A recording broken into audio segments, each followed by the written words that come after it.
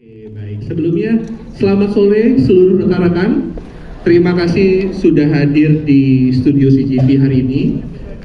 Menjawab pertanyaan dari Mbak Rahma, basicnya adalah MD Entertainment sebagai the biggest content powerhouse in Southeast Asia, kita ingin lebih menguatkan positioning kita lagi ke level Asia. Makanya kami dari MD Pictures bersama Umbara Brothers, kita membuat film yang meremake legacy film yang sudah sangat besar sekali dari Korea Selatan, yaitu Gonjiam. Nah, kita remake film ini menjadi sesuatu yang lebih spesial lagi dengan title 402 Rumah Sakit Kanker Korea. Gitu. Nah, di sini kita disutradarai sama Mas Anggi Umbara, penulisnya adalah Mbak Lele Laila, yang sudah sangat fenomenal di industri horor Indonesia. Nah, kita sebenarnya ingin menghadirkan sesuatu yang berbeda dari sebuah film horor. Jadi kalau bicara horor itu identik salah satunya dengan uji nyali. Nah, ini adalah uji nyali yang kita upgrade levelnya menjadi sesuatu yang lebih spesial supaya penonton merasakan experience langsung dari film ini. Gitu. Makanya nanti, atau tadi rekan-rekan sudah nonton ya? Jadi rekan-rekan bisa melihat bagaimana keseruannya. Para cast itu benar-benar dipersiapkan oleh kamera. Di masing-masing tubuh castnya itu ada kamera, 2-3 kamera, total sampai 28 kamera gitu. Jadi para penonton yang menonton film ini benar-benar merasakan feel yang berbeda gitu. Dan kenapa kita mau kolaborasi dengan konten dari Korea? Karena memang konten Korea itu sangat dekat sekali dengan Indonesia. Big fansnya Korea itu banyak sekali di Indonesia. Nah, kita masuk ke Asianya via Korea dulu. Dan di sini benar-benar ada konten yang bisa menjanjikan gitu. Jadi nanti seluruh penonton di Indonesia kita ajak merasakan feel-nya gimana caranya mereka merasa seperti para cast-nya ini ketika menghadapi tantangan uji nyali di Rumah Sakit Kyungwon di Korea itu. Gitu. Jadi ini sesuatu yang sangat spesial yang berbeda, sebuah inovasi dari sebuah film horor di Indonesia. Gitu. Demikian Mbak Rahma. Siap, oke. Ini berhubung saya dapat bisikan-bisikan titipan ilahi berupa pertanyaan yang sudah dipersiapkan rupanya oleh teman-teman media. Katanya udah pada nggak sabar pengen nanya. Nggak apa-apa, kita langsung buka pertanyaan ke media ya. Boleh. Boleh ya. Oke, silakan. Siapa yang mau bertanya duluan? Silakan.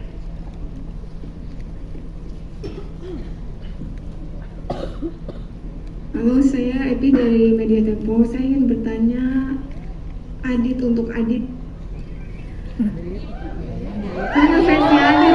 Ini yang fansnya paling besar ya. Untuk Kori. Korizin. Untuk Kori. Iya. Mas Kori ini kan besar dari media sosial ya. Dan film ini kan ingin menambah viewers dari tadi para content creator. Menurut Mas Adit itu, Mas Kori itu relate nggak gitu sama Mas Adit sendiri dalam film ini? Dan apa yang paling berkesan dalam film ini buat Mas Kori? Oke. Oke, terima kasih banyak sebelumnya. Ya, teman-teman di sini tadi udah nonton filmnya ya? Gimana, suka nggak sama filmnya? Oh, terima kasih banyak. Ya, sebelumnya kemarin juga aku mau cerita sedikit. Jadi beberapa dari kita baru pulang dari Korea Selatan karena film kita berhasil masuk ke Busan International Fantastic Film Festival. Dan kabar gembiranya, director dari film yang kita remake ini, film Gonjiam Haunted Asylum, bilang bahwa film ini tuh film remake atau film adaptasi yang sangat puas dia tonton karena setiap detailnya sangat diperhatikan. Dia langsung review langsung di depan kita. Jadi kita sangat excited sekali membawa film ini ke tanah air, ke Indonesia. Kita nggak sabar pengen nunjukin yang udah kita bawa ke Korea. Dan kalau balik ke pertanyaan tadi, film ini relate sekali sama kehidupan sosial media sekarang. Kalau misalnya untuk saya sendiri, pastinya banyak pertimbangan untuk melakukan hal di sosial media untuk mendapatkan views, untuk tujuan dapetin views itu apa, pasti tentu ada poin-poin tertentu untuk melakukan hal itu. Tapi kalau misalnya melihat secara garis besar, di kehidupan sosial media sekarang itu banyak orang-orang yang bersosial media hanya untuk mendapatkan validasi. Haus validasi bukan hanya untuk mendapatkan materi. Jadi dari film ini banyak sekali hal-hal itu yang relate karena Mungkin kalian tadi udah lihat di sana banyak kata-katanya hanya untuk konten, hanya untuk konten, hanya untuk konten. Itu pastinya kita bisa lihat sendiri di beberapa platform sosial media, banyak orang yang melakukan hal-hal gila yang mungkin bagi orang wajar tuh kayak ngapain sih ngelakuin hal kayak gitu cuma demi views gitu. Bagi aku film ini relate dengan keadaan sekarang. Dan kalau misalnya yang tadi spesialnya apa dari film ini, salah satu yang paling spesial adalah bagaimana sistem dari film ini dibuat. Karena film ini mungkin banyak yang sudah tahu dari awal kita press conference juga, kita udah sering bilang bahwa film ini tidak ada menggunakan kameramen. Semua yang tadi kalian tonton adalah hasil gambar yang kita ambil sendiri dari kamera GoPro yang dipasang di badan kita. Dan ya, that's why kenapa kita excited banget buat ngasih tunjuk film ini ke kalian, karena ini film yang sangat effort kita bikinnya. Bahkan waktu selama syuting tuh kita untuk duduk normal kayak gini tuh nggak bisa. Untuk GoPro-nya sendiri, body rigging-nya tuh kurang lebih 5 kg ada di badan kita dan harus kita pakai kurang lebih 8 jam per hari selama di Korea Selatan. Dan ya, film ini langsung syuting di Korea Selatan. Pada saat itu kondisinya lagi summer, panas banget. Tapi di film tadi kita pakai baju winter, jadi kalian bisa tahu kan seberapa liter keringat yang udah keluar dari badan kita, tapi keringatnya nggak kelihatan di gambar. Terus juga mengatur fokusnya susah banget di film ini. Jadi aku berani bilang kalau film ini jadi film horor yang akan fresh sekali di Indonesia. Luar biasa sekali, tapi kerja-kerjanya terbayar ya, filmnya keren banget ya. Keren banget ya.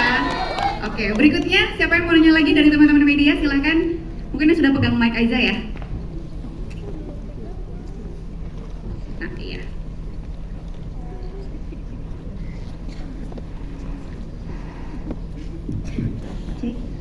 Oke, perkenalkan saya Gloria. Mau bertanya untuk Kak Hansol. Dari media mana? Oke, dari Goodword. Oke. Mau bertanya untuk Kak Hansol. Untuk pertanyaannya, apakah pengalaman dan pengetahuan Hansol tentang Korea ikut membantu saat memerankan Daewoo? Dan bagaimana rasanya menjalani syuting film pertamanya di negara Hansol sendiri? Oke, terima kasih untuk pertanyaannya. Kalau menurut saya sendiri, saya ketika pertama ikut dalam proyek ini, saya langsung mikir gimana caranya aspek-aspek Korea yang ada di dalam film ini terkesan sangat Korea, bukan Korea yang dibuat, namun Korea yang sebenarnya. Jadi waktu ditonton oleh sutradara aslinya pun, saya yakin sutradaranya merasa, oh ya ini benar mirip sama Korea. Mungkin ada beberapa sentuhan yang mungkin ya sedikit nggak se-Korea mungkin, tapi bisa dibilang orang-orang Korea nonton film ini mereka bisa menikmati, mereka bisa merasakan, oh ini natural banget Koreanya, adegan-adegan Koreanya juga sangat benar-benar masuk ke dalam setiap aspeknya. Ada beberapa adegan yang juga menunjukkan keseharian Korea. Jadi peran saya sih, saya berusaha sebisa mungkin untuk menunjukkan Korea yang normal, bukan Korea yang dibuat-buat ataupun Korea yang berlebihan. Dan di luar itu, di setiap hari rekaman pun saya juga, kalau misalnya para cast lain ada kesalahan, misalnya kok ini panas, ya bantu menjelaskan itu memang di Korea itu panasnya karena kondisinya seperti ini. Dan juga menurut saya berusaha menjembatani, dan terkesan dari hasil yang kita lihat dan juga yang sudah dilihat, sepertinya sih lumayan memuaskan kalau saya lihat seperti itu. Seru juga ya, jadi kamu nggak cuma acting tapi berusaha jadi tour guide juga ya? Ya, sepertinya ya. Iya kan? Iya. Oke, terima kasih banyak. Berikutnya mungkin boleh di sisi-sisi yang berbeda teman-teman supaya adil kasih mic-nya. Oh, dari arah belakang ya, silakan. Selamat sore, nama gue Matias dari kapanlagi.com.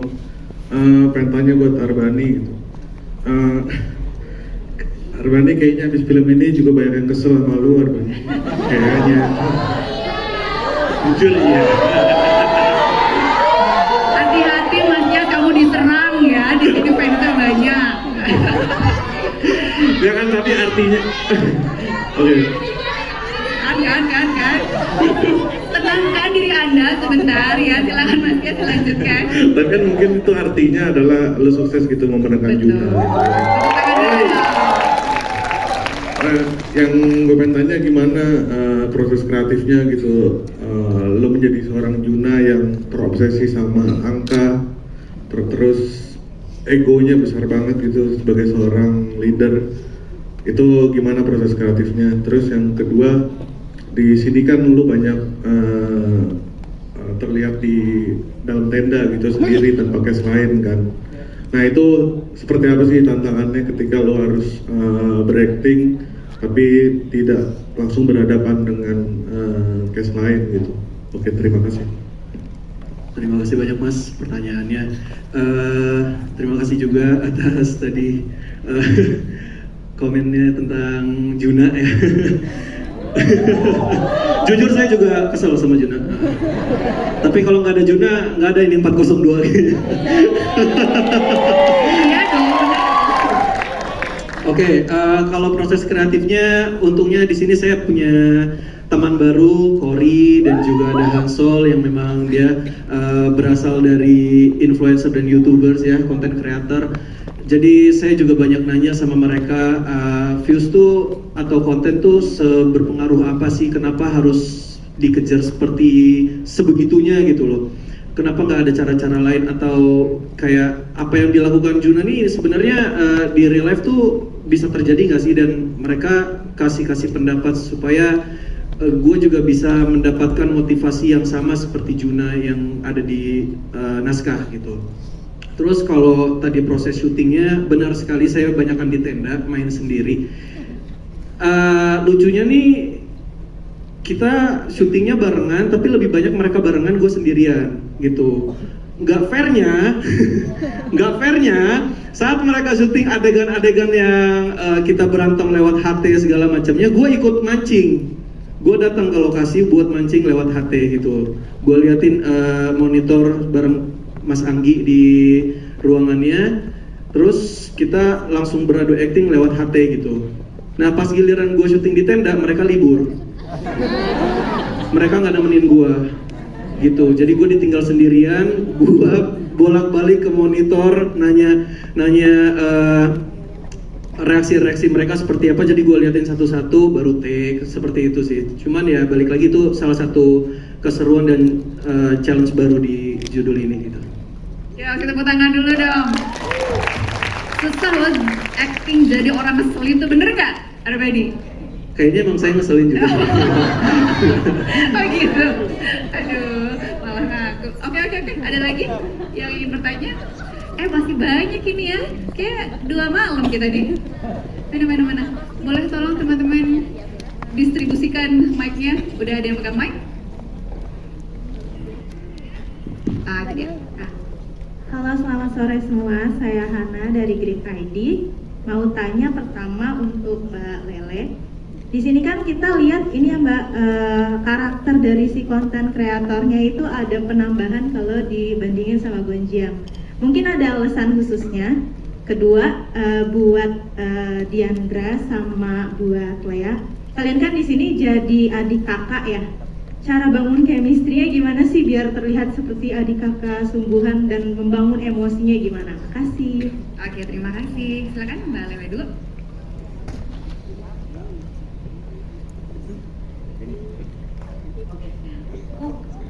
Kedengaran. Nah, Assalamualaikum warahmatullahi wabarakatuh. Terima kasih teman-teman sudah datang dan sudah menonton 402 Rumah Sakit Antar Korea. Semoga kalian suka filmnya. Sebenarnya kayak Gonjam ini kan salah satu film yang aku sudah lama nonton dan bahkan beberapa kali pas habis itu kayak akhirnya on project di film ini aku nonton beberapa kali lagi gitu. Terus ada banyak cara pilihan adaptasi ya, kita sama karakternya, terus habis itu mengindonesiakan misalnya.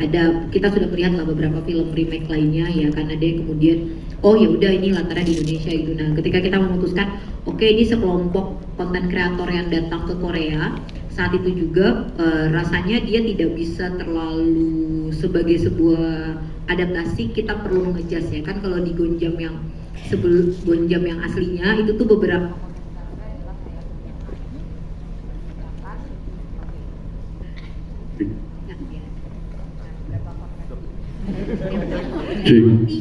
Wah, goib nih, bentar. dia aku ada aura mematikan apa ya? Pakai suara perut lah, dia pakai diafragma.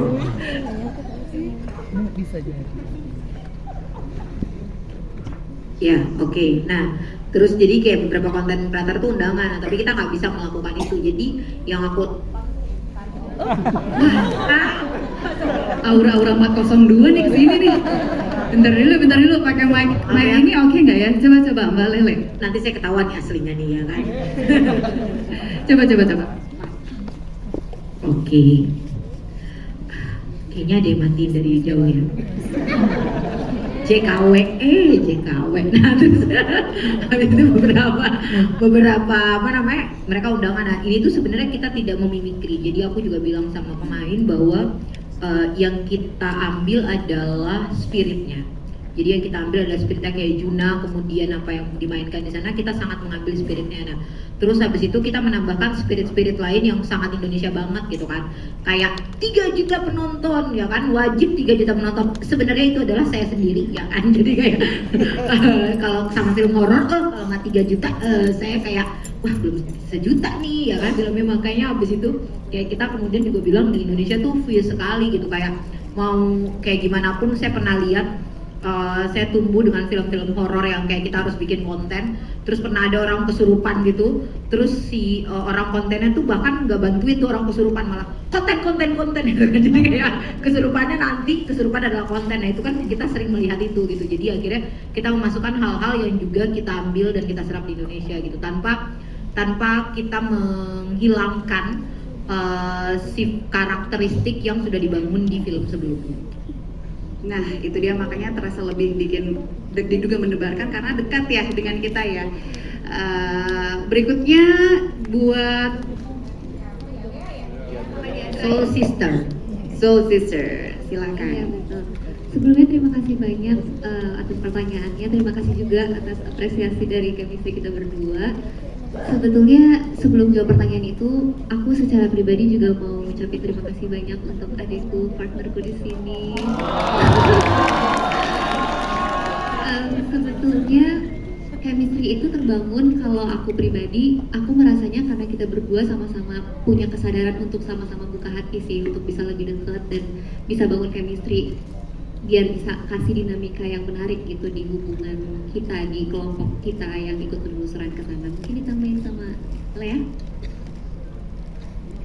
Dan untuk membangun emosi di tiap scene-nya itu juga kita banyak ngobrol di lokasi, kita banyak sharing. Jadi kita juga sangat terbuka satu sama lain, saling menceritakan tentang kehidupan pribadi juga biar aku bisa mengenal Kak Diandra lebih dalam dan Kak Diandra pun sebaliknya gitu. Dan kalau untuk adegan-adegan yang misalnya aku kesel sama Arum gitu, aku sebisa mungkin nggak sebercanda biasanya sama Kak Diandra. Jadi itu juga membantu aku untuk merasakan kesalnya si Yuri ini gitu. Itu dia, boleh tepuk tangan dulu untuk Soul Sister di 402. Mumpung Mas Anggi pegang mic, pengen nanya jadinya saya ya. Karena kita semua pasti juga pengen dengar. Tadi kita mendengar cerita dari Pak CC, kita sampai wow ada 28 kamera. Terus kemudian juga pemeran ini harus sendiri masuk ke lokasi, ya kan? Berarti produksi film ini kan bisa dibilang nggak umum ya teman-teman ya. Nah Mas Anggi boleh nggak sih diceritain tantangan terbesar dari semua hal yang nggak biasa dan nggak umum itu untuk mengarahkan para pemain dengan pendekatan seperti itu? Apakah ada yang bisa dibagi kepada kami dan ada nggak sih adegan yang sulit banget untuk di-take? Oke, assalamualaikum warahmatullahi wabarakatuh. Ya terima kasih semua sudah datang hari ini untuk menonton film kami. Tantangan terbesar ya meremake film ini sebuah tantangan terbesar sih. Jadi pertama kita, it's a goal. Itu benar-benar yang langsung berjalan bareng antara creativity dan technicality gitu. Creativity ya ngomong sama Lele, bahwa harus begini. Jadi kita benar-benar pengen bikin film found footage yang benar-benar prosesnya itu dan hasilnya itu terjaga banget untuk kualitinya, dan found footage-nya itu benar-benar found footage, itu bukan yang cuma penggabungan antara found footage dan syuting bong-bongan itu. Jadi ya itu yang harus kita bedah terlebih dahulu, membuat rigging di badan para pemain. Itu prosesnya 1 tahun untuk membuat badan body rig itu. Dari mulai kita bikin pakai besi, kita bubut, desain dulu pakai besi. Ternyata berat sekali pakai besi, tapi kokoh, tapi berat sekali. Kalau untuk adegan yang berbahaya itu sangat-sangat berbahaya. sudah gitu gampang rusak, gampang copot gitu kan. Kita test cam sekali pakai itu dengan pemain yang sebelum ini. Jadi untuk mencari pemainnya pun itu butuh 1 tahun juga untuk mencari pemainnya. Kita udah casting beberapa pemain, kita test cam, nggak enak, kita ganti lagi dengan aluminium lebih ringan, lebih gampang kita bentuknya. Terus ternyata peot-peot dan kurang kuat untuk menahan, ada kamera, ada lampu, ada transmitter gitu kan, ada baterai gitu kan, semuanya jadi benar-benar harus didesain khusus gitu kan. Sedangkan yang mereka pakai yang aslinya itu dari GoPro, keluarnya itu udah nggak keluar lagi, dan di situ pun nggak bisa menampung transmitter dan baterai gitu kan, dan lampu. Itu mesti kita siasati kan. Hari itu desain ulang semuanya sampai akhirnya kita bikin dari bahan karbon lah, dari apa. Akhirnya ujung-ujungnya ya kita bikinnya dengan 3D. Jadi ini kita bikin dulu secara 3D, terus kita print 3D-nya gitu kan, dengan kalau nggak salah banyak resin campur beberapa bahan lainnya agar itu kuat tapi juga nggak letoy gitu kan. Nah baru itu kita gabung menjadi tasnya itu tas mountain bike yang ada yang 5 liter dan 10 liter tergantung orangnya, kecil dan gede. Di situ baru kita isi dengan baterainya, transmitternya, semuanya. Akhirnya jadilah kesatuan pack itu, makanya agak berat, 5 kiloan lebih tergantung isinya gitu kan. Nah dari situ baru itu kabelnya kita bikin lah, kita segala macam. Itu kita cetak hampir 20 lebih kita cetak gitu kan. Sekali rusak, udah nggak apa rusak, patah ya udah patah gitu. Kita bikin lagi. Itu sih yang belum pernah saya lakukan di film-film sebelumnya, itu membuat rigging sendiri dengan mencetak 3D dengan 3D printer itu sendiri gitu kan. Itu baru satu prosesnya ya, technicality-nya gitu kan. Belum pas syuting kita nggak boleh kelihatan lampu sama sekali gitu kan. Sedangkan ya harus, kalau nggak kelihatan shape bodinya atau elevasinya gitu kan. Ambience lampu dari moonlight itu harus ada gitu kan. Ya itu, jadi kita ngambil beberapa kali, satu yang tanpa lampu, satu yang pakai lampu. Jadi yang tanpa lampu akhirnya baru yang kelihatan lampunya baru kita masking sendiri, kita touch up sendiri, kita hilangin lampunya.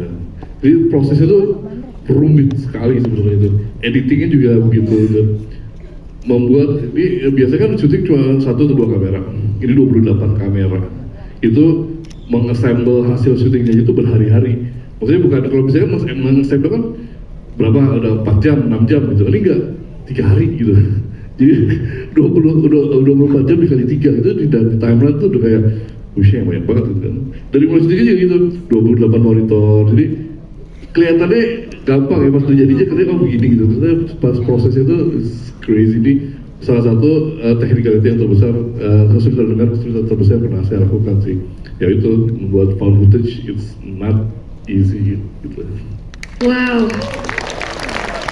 Ini benar-benar film yang butuh daya juang tinggi di segala lini ya, luar biasa ya. Oke, lanjut, kayaknya masih ada yang mau nanya nih teman-teman media. Boleh tadi yang mungkin di barisan sebelah mana yang belum kebagian? Halo, ya, Mbak aku. Itu dia, silakan. Iya. Halo, selamat sore. Aku Rena dari suara.com. Aku punya 2 pertanyaan. Pertama buat Pak Jericho. Mengenai lagunya, ini kayaknya surprise banget buat kita semua. Dari awalnya anime terus jadi lagu Jalengkung tapi ada bahasa Koreanya, itu idenya seperti apa Pak? Itu yang pertama. Yang kedua buat Elang, di sini kan karakternya berani usil gitu, tapi yang pengen saya tahu adalah ada nggak sih, mungkin kan kita semua udah nonton ya, yang pengalaman seru, scene seru yang menantang buat Elang sendiri. Terima kasih. Oke, terima kasih. Pak Jericho? Oke, terima kasih pertanyaannya.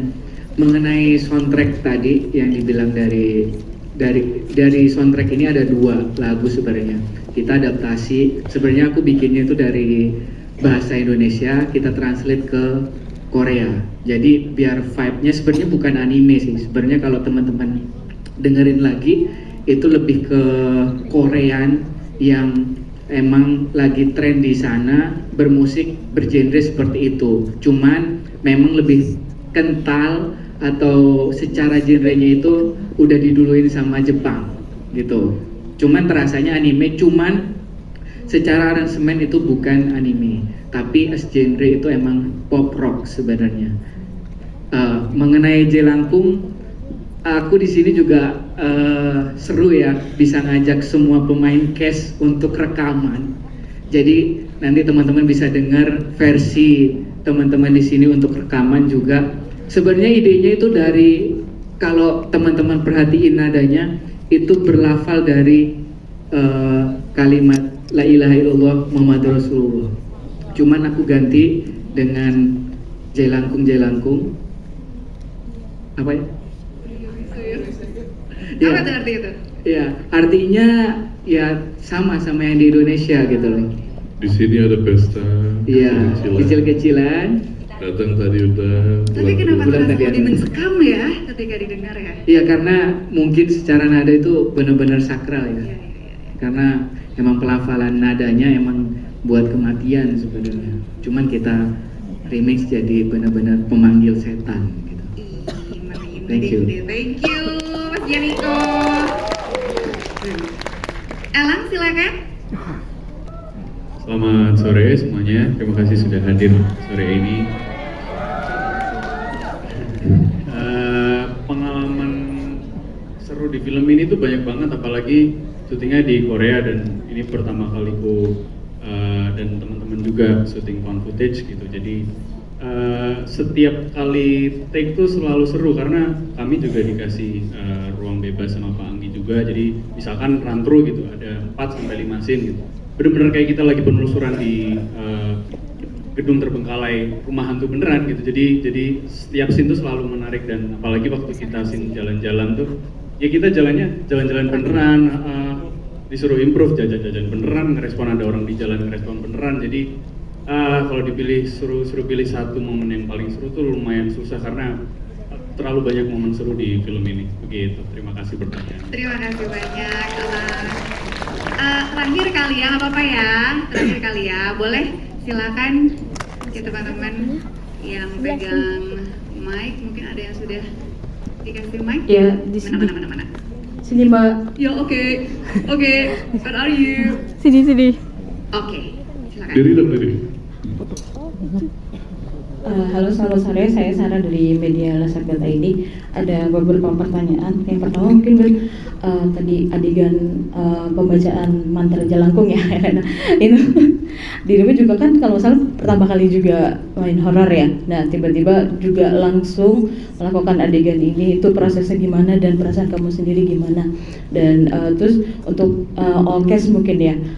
Ini found footage. Dari awal kita ketemu preskon yang pertama pun bilang ditinggal lah bahasanya di lokasi gitu. Nah, itu kan pengalaman baru. Nah, kalian sendiri dan ini horor, perasaan kalian gimana sih? Ada deg-degan terus kayak itu secara tidak langsung rumah sakit asli yang sudah terbengkalai, hutan pula gitu, ditinggal sama Mas Anggi, itu gimana? Terus buat Mas Anggi, saya penasaran tadi ngelihat dari sinematografi, kita tahu sinematografi yang biasa Mas Anggi kasih di film-filmnya Mas Anggi itu kita mungkin hafal ya yang biasa nonton, dan saya juga penonton film Korea. Tadi ada sedikit sinematografi yang membawa khas Korea, itu ada masukan dari orang Korea yang mungkin kerjasama di film ini, atau Mas Anggi kayaknya ini cocok deh buat film ini dari untuk membawa Koreanya itu juga dalam filmnya. Terima kasih. Terima kasih banyak. Silakan. Mbak Sarah, makasih ke pertanyaannya. Untuk scene Jelangkung itu emang scene yang cukup besar buat aku sendiri untuk karakter Tias. Dan fun fact itu day one shooting kita itu kayaknya scene kedua of day one. Jadi emang waktu itu aku deg-degan banget karena kita juga secara overall juga masih ngeraba lah cara shooting dengan format found footage seperti itu. Dan untuk kesurupannya sendiri aku banyak diskusi sama Pak Anggi sih, ini mau kesurupannya kayak gimana, karena di film ini dan di film Gojam ada adegan kesurupan yang sangat ikonik yang diperankan oleh Yuri kan, kalian lihat tadi. Jadi untuk diskusi ini mau kesurupannya kayak gimana biar beda sama kesurupannya Yuri begitu. Dan untuk aku sendiri di momen itu cukup takut sih waktu itu karena di sini kan kalian bisa lihat aku ditinggal sama teman-teman aku ini. Aku ditinggal, jadi ada beberapa detik di mana aku di ruang itu sendiri lagi kesurupan, terus ya itu cukup menakutkan sih. Tapi alhamdulillah berjalan dengan lancar dan sini jadi gong sekali. Gong ya, setuju ya? Oke, Mas Anggi. Oh boleh ya benar. Siapa nih yang mau jawab? Oke, tadi tentang gimana rasanya ditinggal sendiri syuting. Aku cuma pengen bilang coba deh kalian rasain sendiri masuk ke set itu bangunan beneran 4 lantai dan itu bangunan bekas rumah sakit ya Mbak ya. Itu bangunan bekas rumah sakit tapi bukan rumah sakit Gonjiam, itu beda. Kita syuting tidak di daerah Gonjiam. Dan itu di remake kembali, setnya benar-benar seperti di gambar, itu setnya tidak ada CGI sama sekali, itu benar-benar setnya di set seperti itu beneran. Jadi vibes-nya benar-benar kerasa masuk di kita, terutama buat aku sendiri. Wah, aku orangnya penakut banget. Aku nonton film hantu aja pasti selalu nutup mata, bahkan film hantu aku sendiri aku tutup mata nontonnya, nggak berani. Dan ketika aku harus ditinggal sendiri, misalnya kita syuting di lantai 2, tim penyutradaraan mereka di lantai 1. Nah itu jauh banget jaraknya, naik tangganya juga jauh. Jadi kita benar-benar dibantu sih sebenarnya, sisi positifnya kita dibantu jadinya. Kalau untuk takut jadi benar-benar itu kayaknya perasaan takut beneran nih yang keluar di muka saya. Mungkin teman-teman yang lain juga. Tapi ya minusnya jadi beneran takut ketika ada si hantu-hantunya beneran dimasukin. Saya mungkin udah sempat bilang sebelum saya take sama si hantu-hantunya, saya sempat beberapa kali tiktokan dulu sama hantu-hantunya supaya bonding sedikit. Saya minta tolong ke mereka untuk gimana ya, mau suruh jangan serem-serem amat tapi harus serem. Jadi ya begitulah pokoknya. Kayak yang lain mungkin. Silakan ada yang mau nambahin.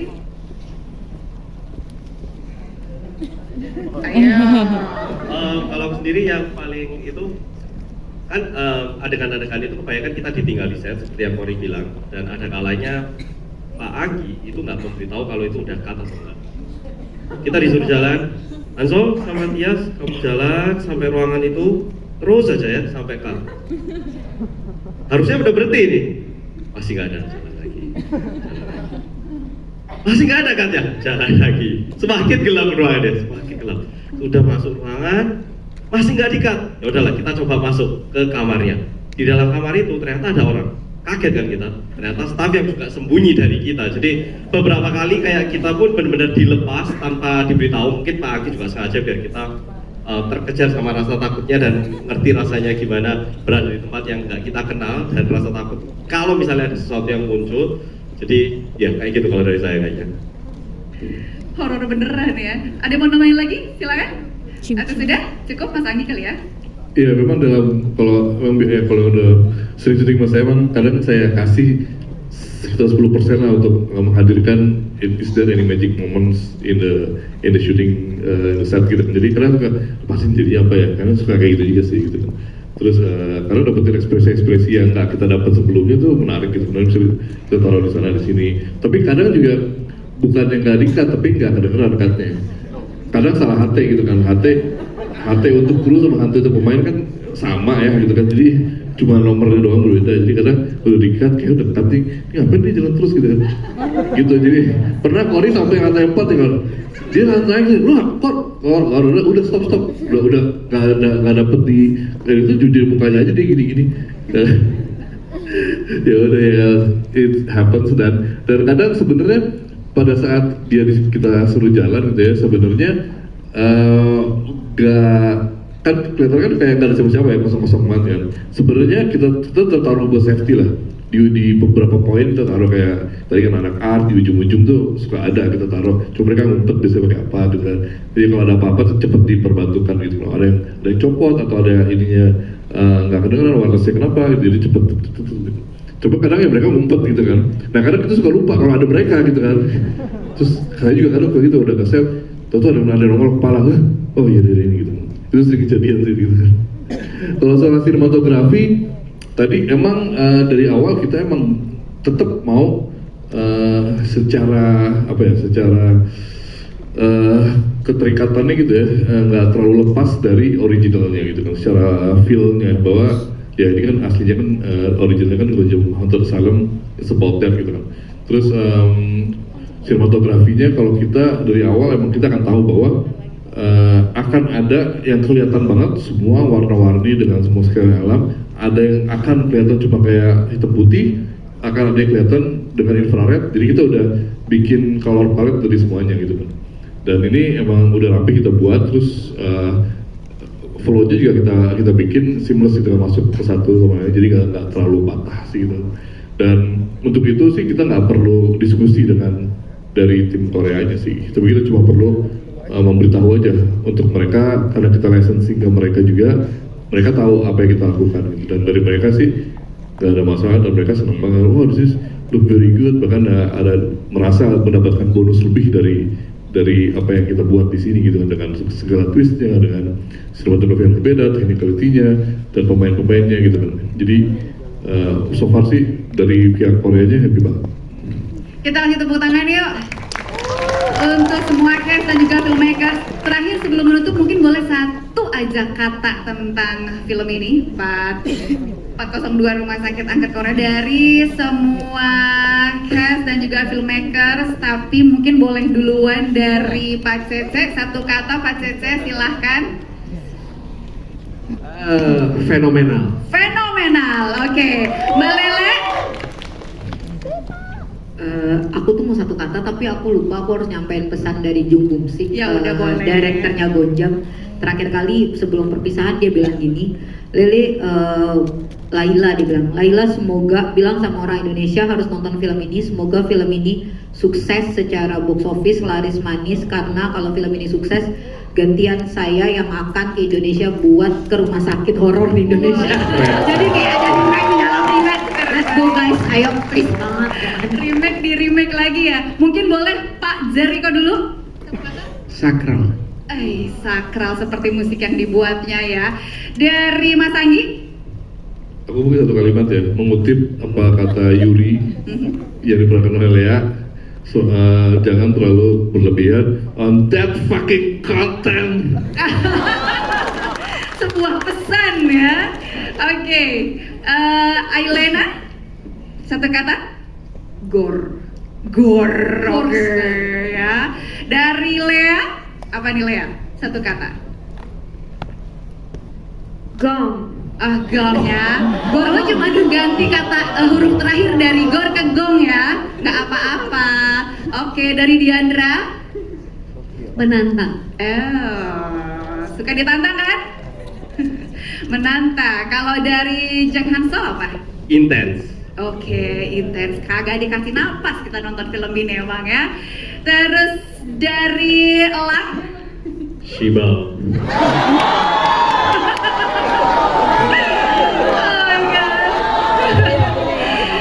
Arbani sengaja terakhir biar susah mikirnya karena dia ngeselin ya kan? Dari Kori? Bifan.